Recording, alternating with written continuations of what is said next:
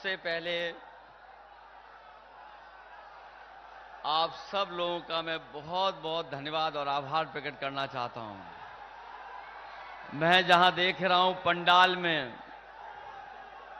उमस और गर्मी और बिल्कुल सट के लोग खड़े हुए हैं। जहां पंडाल हमें भरा दिखाई दे रहा है, वहीं दाईं तरफ भी जहां धूप से बचने के लिए कोई इंतजाम नहीं है, अपने गमछे से दोपहरी में धूप को बचाते हुए जहां दाईं तरफ मैं लोग देख रहा हूं, बाईं तरफ से लेकर के पेड़ जहां लगे हैं वहां तक मैं लोग देख रहा हूं। मैं आप सबका बहुत बहुत धन्यवाद और आभार प्रकट करूंगा। आज यहां पर आचार्य नरेंद्र देव इंटर कॉलेज में जनसभा में मैं शामिल होने आए हमारे बड़ी संख्या में पार्टी के नेता जो मंच पे हमें दिखाई दे रहे हैं, पार्टी के अध्यक्ष व्यास यादव जी, हमारे आपके समाजवादी पार्टी इंडिया गठबंधन और कांग्रेस पार्टी के प्रत्याशी हमारे नामाराशी अखिलेश प्रताप सिंह जी, कांग्रेस के प्रभारी और वरिष्ठ नेता अविनाश पांडे जी, मंच पर बैठे हुए हमारी पार्टी के पूर्व मंत्री आदरणीय भीमाशंकर त्रिपाठी जी, पूर्व मंत्री राधेश्याम सिंह जी, पूर्व विधायक सुभाष दास श्रीवास्तव जी, पूर्व विधायक गजाला लारी जी, मनमोहन प्रसाद जी, दीनानाथ कुशवाहा जी, कासिम अली साहब, पूर्व सांसद आदरणीय बालेश्वर यादव जी, पार्टी के हमारे संगठन के नेता गेंदालाल यादव, दिलीप यादव जी, इलियास अंसारी जी, पूर्व में रहे पार्टी और कांग्रेस पार्टी के तमाम हमारे नेता मुरली मनोहर जायसवाल जी, उदय नारायण गुप्ता जी, रामाशय यादव जी, पूर्व सांसद राज्यसभा में रही सांसद श्रीमती कनक लता सिंह जी, पूर्व विधायक आशुतोष उपाध्याय जी,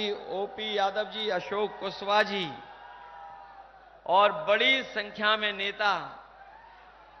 मैं जिन साथियों का नाम नहीं ले पा रहा हूं, मंच पर उपस्थित सभी कांग्रेस पार्टी के नेता, समाजवादी पार्टी के नेता और दूसरी लोकसभा से हमारे समाजवादी पार्टी के प्रत्याशी और इंडिया गठबंधन के नौजवान साथी अजय प्रताप सिंह पिंटू जी और हमारे बड़ी संख्या में सभी नौजवान साथी, माताएं, बहनें और पत्रकार बंधुओं,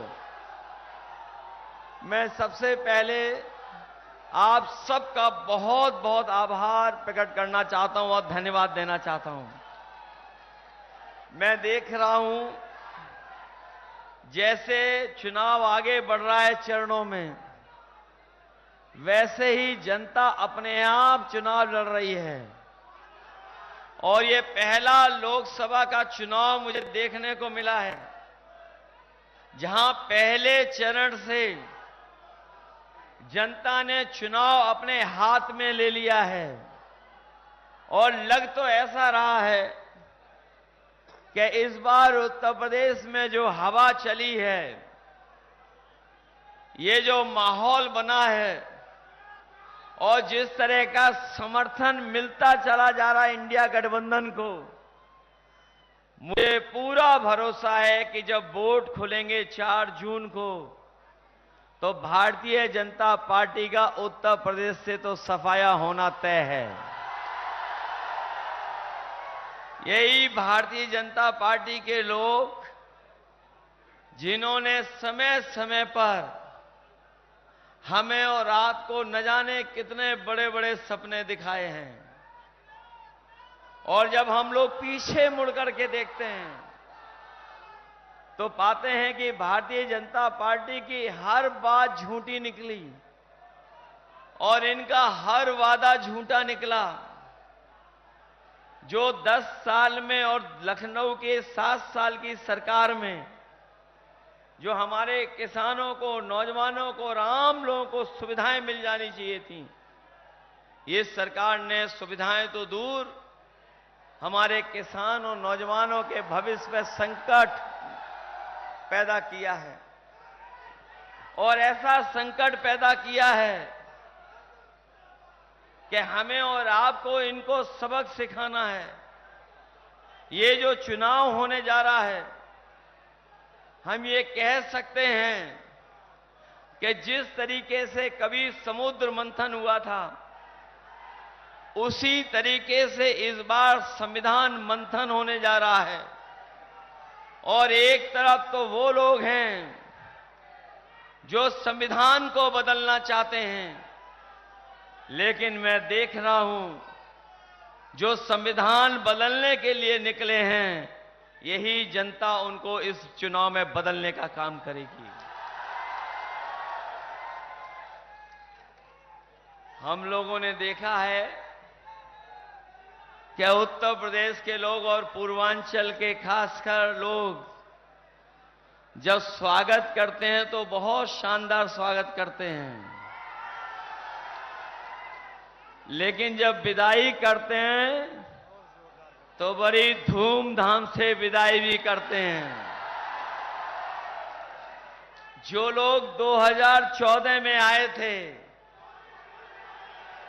वो 2024 में उनकी विदाई होना तय है। और क्या नारा दे रहे थे वो लोग? नारा दे रहे थे 400 पार। जो लोग 400 पार का नारा दे रहे थे, बताओ 400 हार रहे हैं कि नहीं हार रहे हैं? न केवल हारने जा रहे हैं, बल्कि उनके नारे की बात तो हमें बाद में समझ में आई। ये लोग पहले से ही तैयारी में थे कि 400 सीटें नहीं जीतेंगे। क्या कह रहे थे? 400 पार। और हमारे नौजवान साथी जानते होंगे, वो जानकारी रखते हैं, गणित को भी समझते हैं। अगर कोई 400 पार कह रहा है तो बताओ 543 सीटों में 400 पार कितनी सीटें बनती हैं? अगर कोई कहे कि हम 400 पार सीटें जीतने जा रहे हैं, तो बताओ 543 में कितनी सीटें बचती हैं? ये जो 143 सीटों वाले लोग जो सपना देख रहे हैं, मैं उन्हें कहना चाहता हूं कि इस बार 140 करोड़ की जनता उन्हें 140 सीटों के लिए भी तरसा देगी। कहने को ये कहते थे कि ये डबल इंजन की सरकार है। ये दिल्ली और लखनऊ वाले लोग मिलकर के कहते हैं कि हम डबल इंजन की सरकार हैं। मैं अभी अखिलेश प्रताप सिंह जी का भाषण सुन रहा था। मुझे लगता है कि डबल इंजन की सरकार देवरिया आते आते हाफ जाती है या धुआं निकल जाता है इनके इंजन का। बताओ, ये डबल इंजन की सरकार, इनके डबल इंजन कबाड़ा निकले कि नहीं निकले? और ये वही लोग हैं जिन्होंने किसानों से कहा कि हम किसानों की आय दोगुनी कर देंगे, और 10 साल के बाद जब किसान अपना हिसाब किताब लगाता है तो ना उसकी पैदावार की कीमत दिला पाई सरकार, और वहीं जब वो किसान अपनी लागत का हिसाब किताब लगाता है तो बताओ किसान भाइयों, आपकी लागत बढ़ गई कि नहीं बढ़ गई? न केवल इस महंगाई में लागत बढ़ी है, बल्कि इन्होंने पिछले 10 साल में आपकी खाद की बोरी से भी चोरी करना शुरू कर दिया। इन्होंने पहले 5 किलो चुराया, फिर 5 किलो चुरा लिया। बताओ कितने की चोरी की है खाद की बोरी से। और मैं सोचता हूं कभी कभी कि ये बोरी की चोरी आखिर कहां से सीख करके आए हैं। और जब कभी बाजार में आपने देखा होगा, बाजार में देखोगे अगर आप, तो ये बोरी की चोरी पार्ले जी बिस्किट पैकेट से सीख करके आए हैं। हमारे साथियों को याद होगा, पार्ले जी का बिस्किट पैकेट इतना बड़ा आता था, और जैसे जैसे महंगाई बढ़ी और मुनाफा उन्होंने कम नहीं किया, तो बताओ आज बिस्किट का पैकेट कितना छोटा हो गया। जिन्होंने बाजार से खरीदा होगा वो जानते होंगे कि आज बिस्किट के कितना है एक पैकेट में। अभी तो 5 आ रहे हैं। ये बीजेपी की सरकार आ गई तो पार्ले जी के बिस्किट पैकेट में भी एक ही पैक बिस्किट मिलेगा। इसलिए सावधान है कि नहीं है सावधान। न केवल बोरी से चोरी की है, बल्कि हमारे किसान भाई जानते होंगे, जब डीएपी लेने गए होंगे तो नैनो यूरिया खरीदवा दी। नैनो यूरिया खरीदवाई और ये कहा कि इस यूरिया के खरीदने के बाद, खेतीबाड़ी में डालने के बाद आपकी पैदावार बढ़ जाएगी। लेकिन जो जानकार लोग होंगे वो जानते होंगे कि नैनो यूरिया डलने के बाद भी कोई पैदावार नहीं बढ़ी, न हमारे किसानों को लाभ मिला। वहीं जिस तरीके से उद्योगपति भारत छोड़ करके भाग गए थे, वैसे ही नैनो यूरिया वाले भी भारत छोड़ करके भाग गए। इन्होंने न केवल किसानों को धोखा दिया, बल्कि हमारा नौजवान जानता होगा कि हर परीक्षा इनके पेपर लीक हो गए। जो भी परीक्षा नौजवान देने गया, उस परीक्षा का पेपर लीक हो गया। जिन लोगों ने हिसाब किताब लगाया होगा, 1-2 पेपर नहीं, बल्कि जितनी परीक्षा इस सरकार में हुई है सबका पेपर लीक हुआ है। और यहां तक कि हाल में ही जो अभी पुलिस की भर्ती हुई थी, जिसमें सरकार ने कहा कि हम सबसे बड़ी भर्ती करके दिखाएंगे, हमारे नौजवानों ने बड़ी तैयारी के साथ, मेहनत के साथ तैयारी की, फॉर्म भरा, और इस सरकार ने भरोसा दिलाया था कि जो परीक्षा होगी वो परीक्षा इतनी सुरक्षित होगी कि पेपर लीक नहीं हो पाएगा। जब नौजवान परीक्षा देने गया, पहले दिन दी, दूसरे दिन दी, और जब परीक्षा दे करके घर लौटा तो पता लगा कि उस पुलिस भर्ती का भी पेपर लीक हो गया।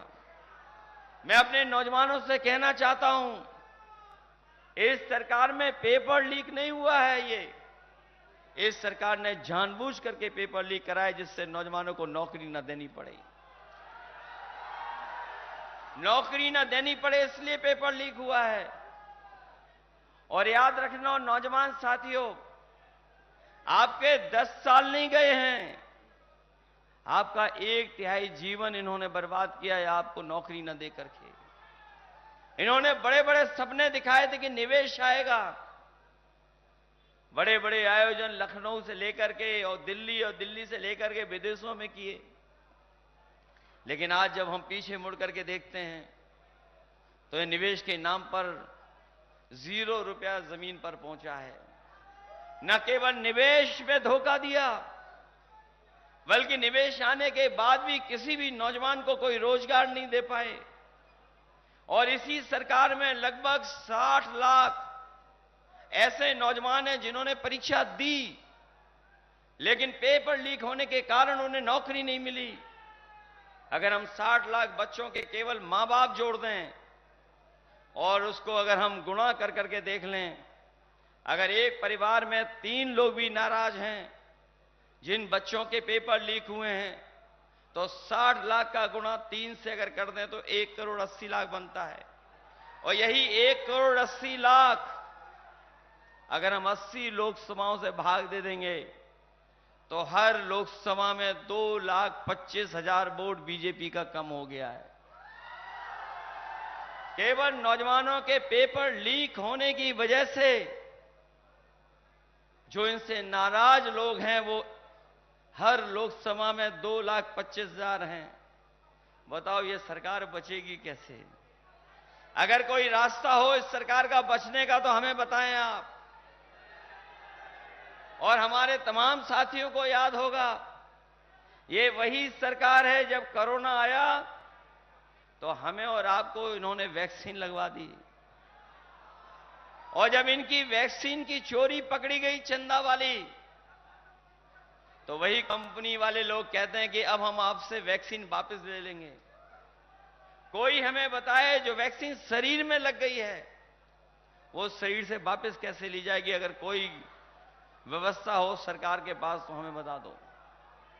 न केवल वैक्सीन वालों से चंदा लिया है, बल्कि आप जानते होंगे इलेक्टोरल बॉन्ड के नाम पर इन्होंने बड़े बड़े उद्योगपतियों कारोबारियों से पैसा वसूल लिया, चंदा वसूला इन्होंने। ईडी सीबीआई इनकम टैक्स से डरा करके धमका करके पैसा वसूला है, और कोई छोटा मोटा पैसा नहीं वसूला है। किसी से 1,000 करोड़ ले लिए, किसी से 600 करोड़ ले लिए, किसी से 500 करोड़ ले लिए।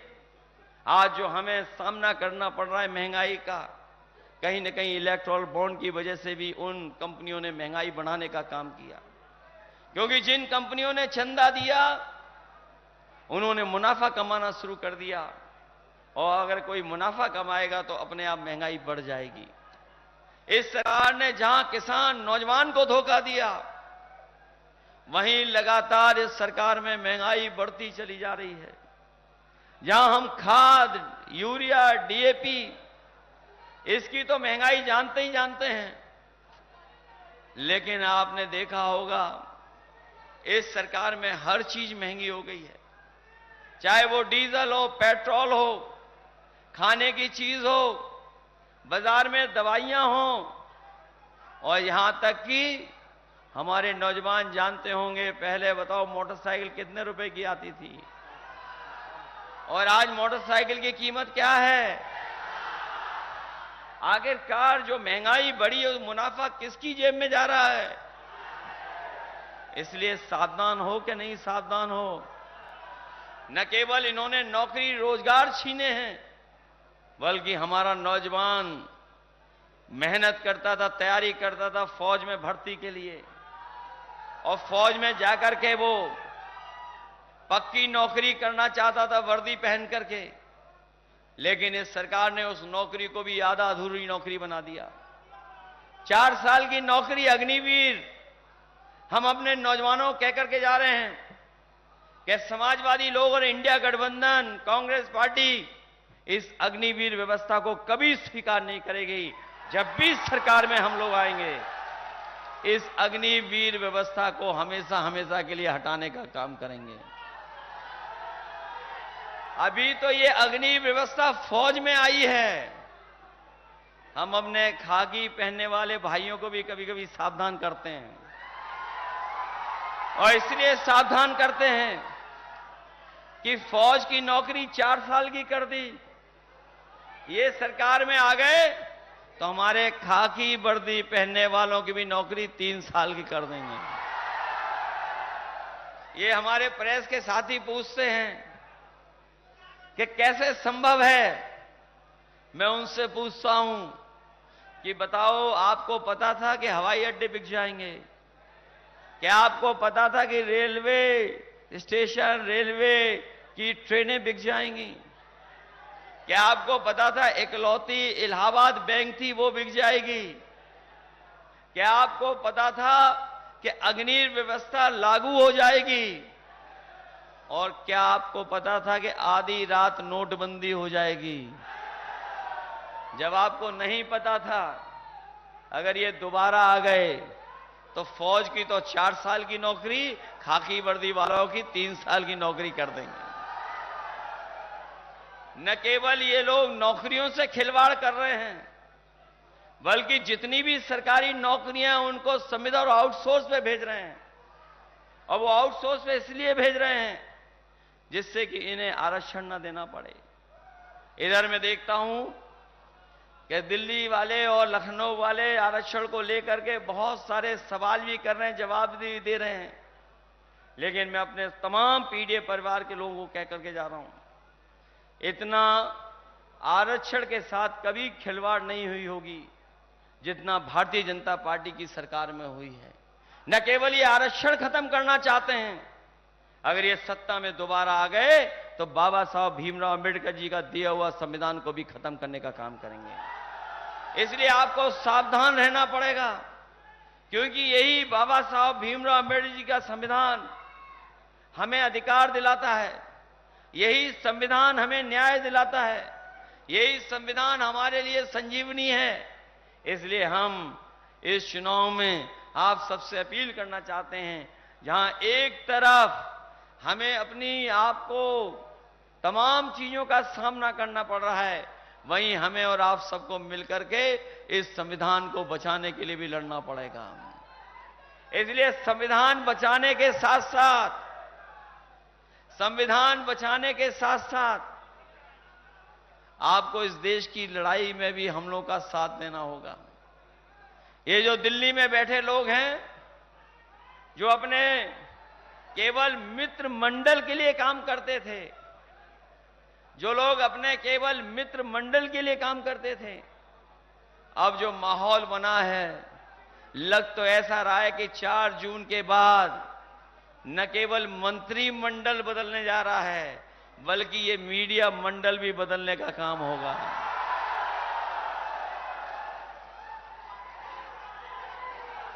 मंत्रिमंडल तो बदलेगा ही बदलेगा, लेकिन मीडिया मंडल भी बदलेगा। और मीडिया मंडल के साथ साथ आपको पता होगा कि इंडिया गठबंधन कांग्रेस पार्टी और समाजवादी पार्टी ने तय किया है कि जिस तरीके से बड़े बड़े कारोबारी उद्योगपतियों का इन्होंने कर्ज माफ किया है, अभी तो सुनने में आता था 16 लाख करोड़, लेकिन अब हिसाब किताब फिर लगा है। पिछले 10 साल में भारतीय जनता पार्टी ने बड़े बड़े कारोबारी उद्योगपतियों का 25 लाख करोड़ से ज्यादा पैसा कर्ज का माफ किया है। और जब इन्होंने नियम बनाया तो नियम बनाया कि जिन लोगों ने भी बैंक से 5 करोड़ से ऊपर का कर्ज लिया है, उनका कर्ज माफ होगा। इसमें हमारा किसान और गरीब रह गया, उसका कर्ज माफ नहीं हुआ। हम अपने किसान भाइयों को और गरीब भाइयों को कह के जा रहे हैं, जो आपका बैंकों से लाखों का कर्जा है, उसको माफ करने का काम आने वाले समय में इंडिया गठबंधन करेगा। न केवल कर्ज माफ होगा, बल्कि हमारे किसानों की वो लड़ाई, उनकी पैदावार की कीमत दिलाने के लिए एमएसपी का अधिकार भी दिलाने का काम आने वाले इंडिया गठबंधन की सरकार में होगा। आप में से बहुत सारे साथियों को याद होगा, समाजवादी सरकार जब जब बनी, हम लोगों ने और नेताजी ने जहां समाजवादी पेंशन देकर के गरीब परिवार की माताओं बहनों की मदद की थी, वहीं कन्या विद्याधन देकर के भी बेटियों को पढ़ने का मौका दिया था। इस बार इंडिया गठबंधन ने तय किया है कि आने वाले समय में गरीब परिवार की माताएं बहनों को उनके अकाउंट में 1 लाख रुपए पहुंचाने का काम होगा। और वहीं जो 30 लाख के लगभग सरकारी नौकरियां हैं जो अभी तक भरी नहीं गई हैं, और भरी इसलिए नहीं गई हैं क्योंकि उन्हें आरक्षण देना पड़ता, इसलिए अपने नौजवानों को भरोसा दिला के जा रहे हैं कि सरकार की 300 लाख नौकरियां आरक्षण को लागू कर करके अपने नौजवानों को नौकरी देने का काम होगा। जहां नौकरियों के अवसर होंगे, वहीं याद होगा आपको, इन बीजेपी वालों ने 2022 में राशन देकर के वोट लेने का काम किया था, और इन्होंने गरीबों को राशन में कभी दाल दी, कभी चना दिया, रिफाइंड तेल दिया, नमक दिया। जब वोट मिल गया, सरकार बन गई, तो राशन में कटौती कर दी। राशन की गुणवत्ता को भी खराब कर दिया। और आज हमारे गरीब लोग जानते होंगे कि उन्हें राशन में क्या मिल रहा है। राशन में पता नहीं क्या दे रही है सरकार, कोई खास गुणवत्ता नहीं के साथ नहीं दे रहा।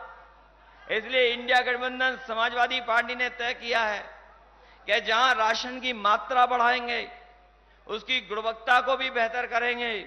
और जिस तरह से संपन्न लोग बाजार से पैकेट का आटा खरीद करके खा रहे हैं, जो कभी पौष्टिक भी है, अपने हम नौजवानों को, गरीबों को कह के जा रहे हैं कि आने वाले समय में राशन की गुणवत्ता बढ़ा करके पौष्टिक पैकेट का आटा के साथ साथ आपको डाटा फ्री देने का भी काम आने वाली सरकार में होगा। जहां आपके स्वास्थ्य को बेहतर करने के लिए पौष्टिक आटा और चीजों को समझने के लिए, आगे बढ़ने के लिए, जानकारी हासिल करने के लिए आपको डाटा फ्री देने का काम करेंगे। ये जो लखनऊ वाली सरकार है, जो हमारे उल्टे पुल्टे मुख्यमंत्री हैं, वो हर चीज की नकल कर लेते हैं। समाजवादियों ने लैपटॉप दिया था इतना बड़ा, इन्होंने लैपटॉप नहीं दिया। जो लैपटॉप में फोटो आती थी उसकी तो नकल की, लेकिन लैपटॉप की जगह बताओ क्या दिया आपको। और इतना रद्दी दिया है कि उंगली घिसते रहो, वो चलता ही नहीं है। न केवल इसकी नकल की है,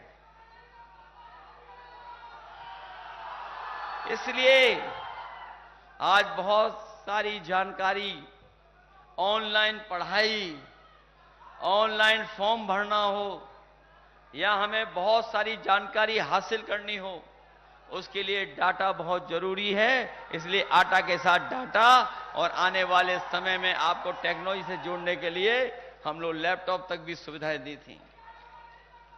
जो समाजवादियों ने एम्बुलेंस चलाई थी, वो एम्बुलेंस इन्होंने खराब कर दी।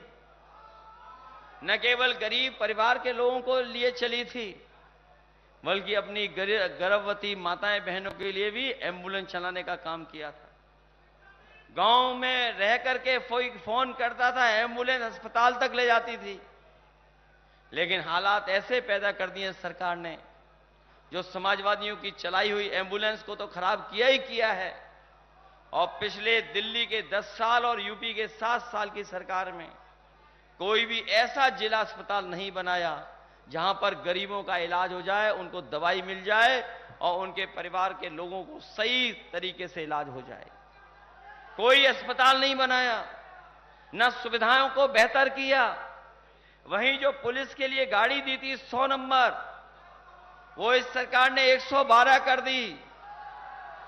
और जब से सरकार ने 112 किया, 100 से 112 किया, पुलिस को लगा कि उन्हें भी अपना रेट बढ़ा लेना चाहिए।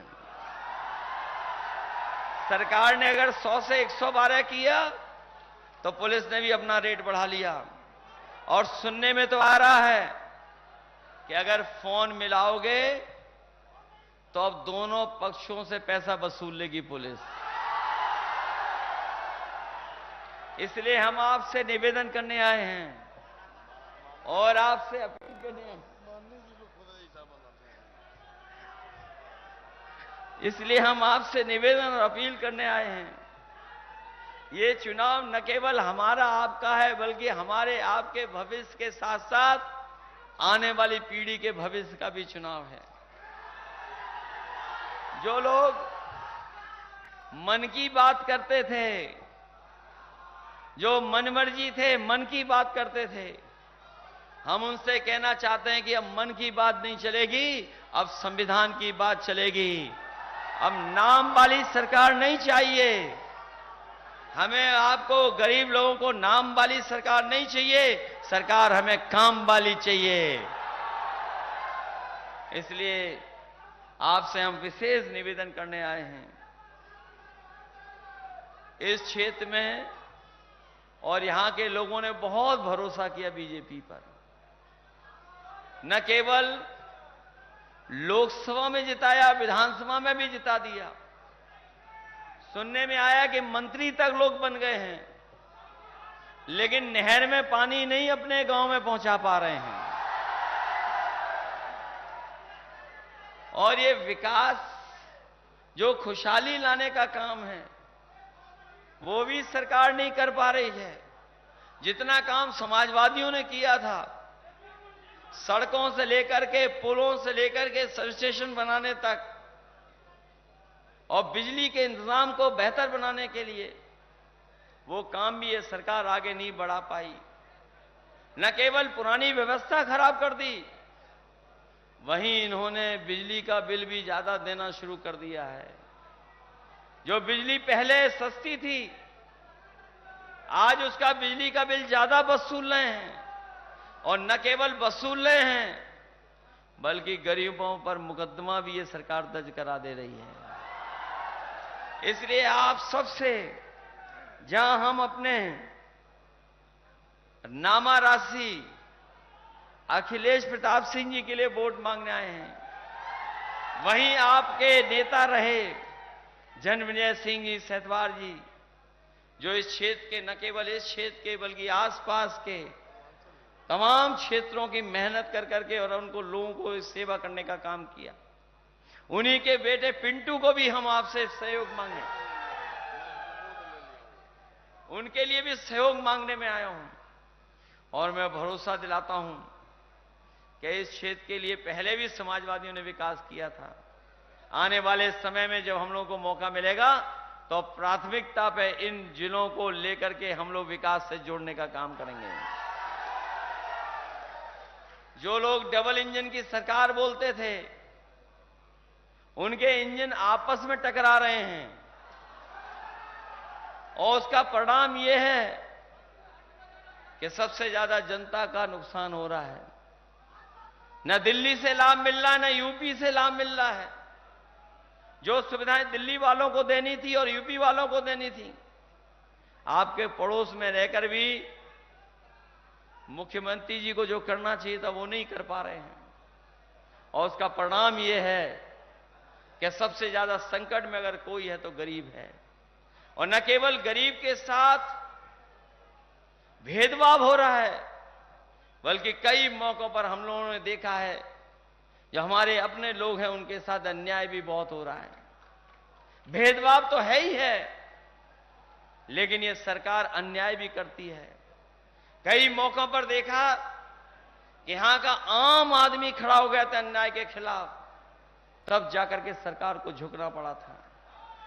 इसलिए ये चुनाव संविधान बचाने का तो है ही है, साथ ही साथ हमें और आपके आने वाली पीढ़ी के भविष्य को बचाने का भी चुनाव है। इसलिए मदद करना, सहयोग करना, और जो माहौल बना है उससे भारतीय जनता पार्टी के लोग घबराए हुए हैं। वो सोचते हैं कि अब पूर्वांचल की धरती उन्हें हटाने जा रही है, उन्हें हमेशा हमेशा के लिए हटाना चाह रही है। ये आखिरी वक्त पर कुछ न कुछ मैनेजमेंट करेंगे। उस मैनेजमेंट के लिए आप सावधान रहोगे कि नहीं रहोगे? जो चुनाव हो चुके, जहां सरकार घबरा रही है, वहीं देखने को यह भी मिल रहा है कि लोगों को बूथ पे जाने के लिए रोक रहे हैं। हमारे देवरिया के साथी, पडरौना के साथी, कहीं ऐसा तो नहीं कि आप घबरा जाओगे? अगर ये रोकें तो पहुंच तो जाओगे बूथ पर, अपना वोट तो डालोगे। और आखिरी का जो मैनेजमेंट होता, जो ये आखिरी में मैनेजमेंट करते हैं, उससे सावधान रहोगे कि नहीं रहोगे? न केवल सावधान रहना है, अगर कोई मैनेजमेंट करने आए तो उसे पकड़ना भी है। पकड़ करके कुछ सवाल भी पूछ लेना उन लोगों से। उनसे सवाल पूछोगे कि नहीं पूछोगे? हालांकि हमने सुबह ही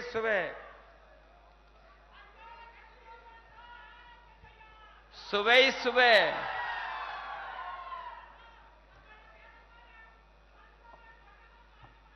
मुझे खुशी है कि हमारे बुजुर्ग साथी पूरी ईमानदारी से तैयार हैं इनको भगाने के लिए।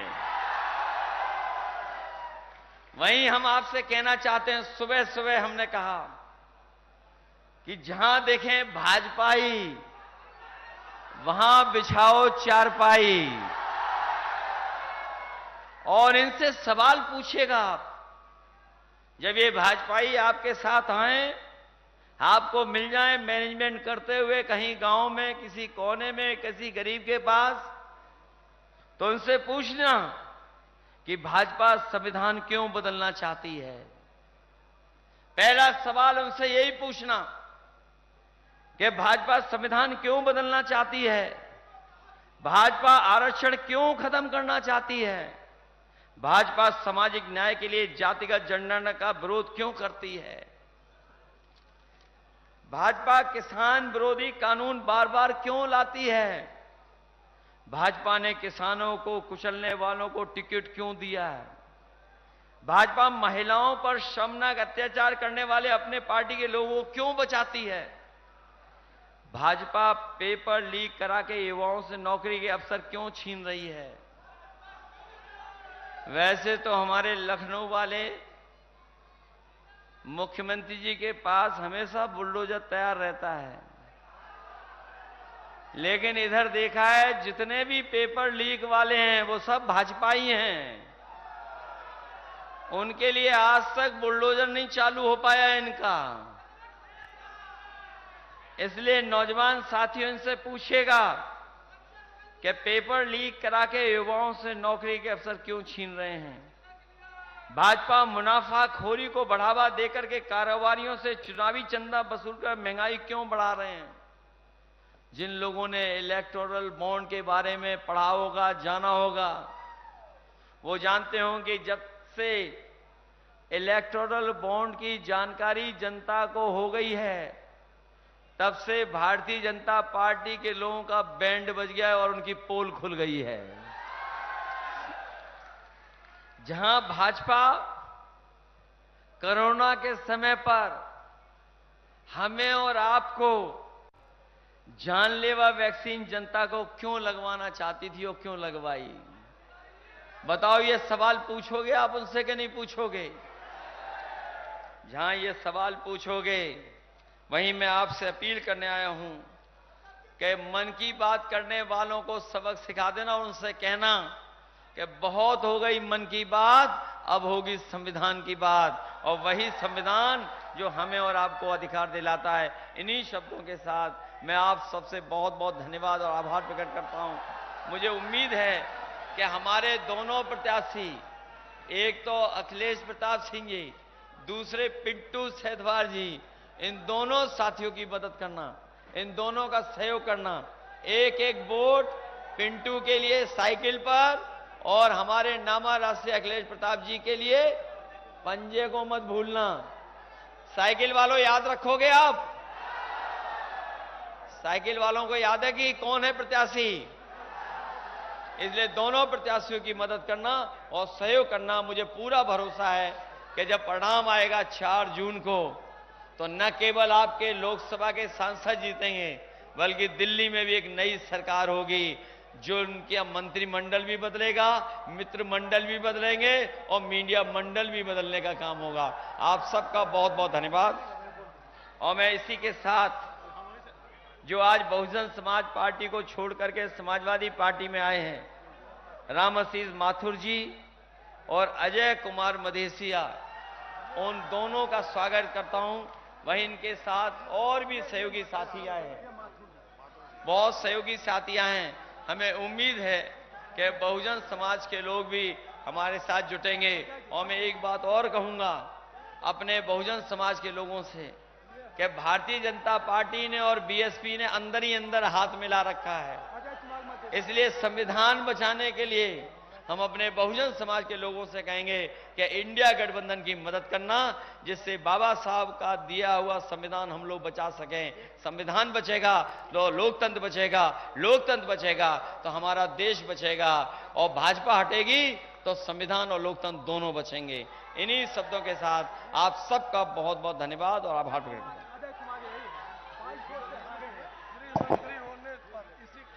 अरे हमारे पे कलम भी नहीं थी आज। हाजिर हो सांसद जी हाजिर हो। पिछले 5 साल का दे हिसाब, क्या दिया क्षेत्र को दे जवाब। बहुत हुए प्रचार के किस्से, क्या सच में आया जनता के हिस्से। सांसद जी आकर बदलाओ, नहीं तो वापस फिर ना आओ, नहीं तो वापस फिर ना आओ, नहीं तो वापस फिर ना आओ। हाजिर हो सांसद जी हाजिर हो। हाजिर हो सांसद जी हाजिर हो। किसान को भूले वोट को ले